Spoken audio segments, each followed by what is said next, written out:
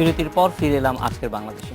মুস্তাক ভাই, আমরা ভবিষ্যৎ সম্পর্কে জানতে চাচ্ছি, একই সঙ্গে এটাও জানতে চাই যে সক্ষমতার দিক থেকে আসলে বাংলাদেশ বিমান বাহিনী বৈশ্বিক বিবেচনায় কি অবস্থায় আছে?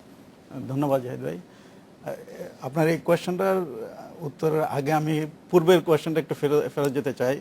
আমি ব্রিগেডিয়ার রাজ্জাক এবং খালিদের সাথে একটু অ্যাড করতে চাই বাংলাদেশ বিমান বাহিনীর অবদান জাতিসংঘে। মানে আমরা কিভাবে ধরে রাখবো, মানে আমার জানা মতে আমরা বাংলাদেশ বিমান বাহিনী যেভাবে এআরএসের দিচ্ছি ইউএন মিশনে, মানে জাতিসংঘের সাপোর্টে, অন্য কোনো দেশ এরকম এআরএসের দিচ্ছে না। আমরা কেন দিতে পারছি? বিকজ আমাদের 1995 সাল থেকে এ পর্যন্ত আমাদের যে এক্সপেরিয়েন্স, অভিজ্ঞতা যেটা হয়েছে, এই অর্জনটা দিয়ে আমরা এতই কনফিডেন্ট যে আমাদের যে কোনো জায়গায় যদি আমাদেরকে মিশন দেওয়া হয়, বাংলাদেশ বিমান বাহিনী ওই জায়গায় গিয়ে এয়ার অপারেশন করার জন্য প্রস্তুত। Always ready.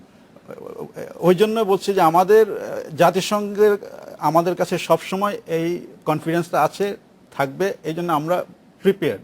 বাংলাদেশ বিমান বাহিনী সবসময় আমরা, ওরা সবাই জানে যে Bangladesh will never be failed. এখন আমাদের কিন্তু অলরেডি 6টা MI-17 হেলিকপ্টার আছে কঙ্গোতে, একটা C-130 বড় ট্রান্সপোর্ট এয়ারক্রাফট আছে কঙ্গোতে, 3টা বেল্ট-1 হেলিকপ্টার আছে আইভরি কোস্টে, আরও 3টা MI-17 হেলিকপ্টার আমরা পাঠাচ্ছি ইনশাআল্লাহ মালিতে। আরও ডিমান্ড আছে, কিন্তু আমরা কনসিডারেশন আছে। তার মানে এই না আমরা সব জায়গায় যাব, আমরা কিন্তু যাওয়ার আগে অবশ্যই ওখানকার সিচুয়েশন অ্যাসেস করি। আমাদের অ্যাডভান্স টিম যায় আর্ম ফোর্সেস ডিভিশন থেকে, অ্যাডভান্স গিয়ে ওখানকার সিচুয়েশন জাজ করে তারপরে কিন্তু আমরা যাই। অ্যান্ড ওইখানে আমরা ইভেন আমরা একটা জায়গায় যাইনি যেখানে আমাদের সিচুয়েশনটা আমাদের ফেভারেবল ছিল না। তো এটা কিন্তু আমরা এটা খুব সুচিন্তিত ডিসিশন নেওয়া হয়। এখন আপনার পরবর্তী কোয়েশ্চেনে আসি যে ফিউচার বাংলাদেশ বিমান বাহিনী, বাংলাদেশ বিমান বাহিনী ফোর্সেস গোল 2030-তে কীভাবে কীরকম হবে সেটা তো পুরো একটা আনুষঙ্গিক সব কিছু বিবেচনা করেই একটা দিক নির্দেশনা দেওয়া আছে, সেভাবে কিন্তু আগাচ্ছি আমরা। আমাদের ফার্স্ট অ্যান্ড ফরমোস্ট কাজ যেটা আকাশ প্রতিরক্ষা, এটার জন্য আমাদের যে সব প্রিপারেশন নেওয়ার কথা আমরা সেভাবেই প্রিপারেশন নিয়ে আছি। আমাদের যা যা ইকুইপমেন্ট, যেভাবে আমাদের সরকার আমাদেরকে সাপোর্ট দিবে সেভাবে আমরা কিন্তু আগাচ্ছি। মানে আমরা একদম শেষ পর্যায়ে চলে এসেছি। খালিদ ভাইয়ের কাছে একটু জানতে চাইবো যে নতুনদেরকে সম্পৃক্ত করার ক্ষেত্রে আপনারা আসলে তাদেরকে কিভাবে উদ্বুদ্ধ করছেন? এটা সব বাহিনীর জন্যই কিভাবে কাজ করছে বাহিনী? আচ্ছা, আমরা যেটা করছি, আমরা নতুনদের উদ্বুদ্ধ করার জন্য আমরা কিছুদিন আগে নৌবাহিনী অ্যাগ্রেসিভ মিডিয়া ক্যাম্পেইন নামে একটা ক্যাম্পেইন লঞ্চ করেছে। সেখানে আমরা তরুণদের কাছে আমরা যে একটা সুন্দর অ্যাড করেছি বাংলাদেশ নেভিতে জয়েন করার জন্য, আর্মি একটা সুন্দর অ্যাড করেছে, এয়ারফোর্স একটা সুন্দর অ্যাড করেছে। আমরা বিভিন্ন টিভিতে আমরা মাঝে মাঝে আসছি, বিভিন্ন কলেজ, স্কুল, কলেজে আমরা মোটিভেশনাল লেকচার দিতে যাচ্ছি।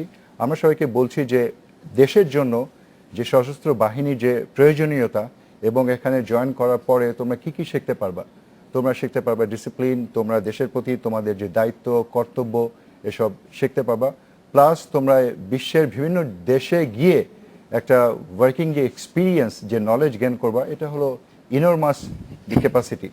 এবং সর্বোপরি যে ফিনান্সিয়াল বেনিফিট, এটাও পাওয়া যাবে। একজন সৎভাবে থেকে যোগ্য মানুষ হিসাবে তোমরা দেশের সুযোগ পাবা। এই সমস্ত জিনিসগুলো আমরা ইয়াংস্টারদের কাছে আমরা পৌঁছে দিচ্ছি। এবং পৌঁছে যাওয়ার ফলে যে এখন অনেকগুলো টিভি চ্যানেল আছে, আপনাদের সহযোগিতা পাচ্ছি। এই যে যেমন আজকে আমাদেরকে ডাকলেন, আগে কিন্তু এসব হতো না। আমরা যে মিডিয়া এবং মিলিটারি রিলেশনশিপ, আমি বলবো যে এটা এখন আগের চাইতে অনেক বেশি। এবং এর ফলেই লোকজন কিন্তু জানতে পারছে, আমাদের সম্বন্ধে জানতে পারছে, এবং তারা আরও বেশি আগ্রহী হচ্ছে, বিশেষ করে নতুন প্রজন্মের ছেলেমেয়েরা। ব্রিগেডিয়ার রাজ্জাক, আপনার কাছ থেকে জানতে চাইবো যে আর্মি বা সশস্ত্র বাহিনীর যে নিরাপত্তা পরিকল্পনা, সেখানে জনগণ একটা বড় অংশ, কিন্তু এক ধরনের মনে হয় যে কোথাও একটা গ্যাপ থেকে যাচ্ছে মানুষের সঙ্গে পারসেপশনের দিক থেকে। সেটি দূর করার জন্য আপনাদের কোনো পরিকল্পনা আছে কিনা, বা আদৌ সেটি আছে কিনা?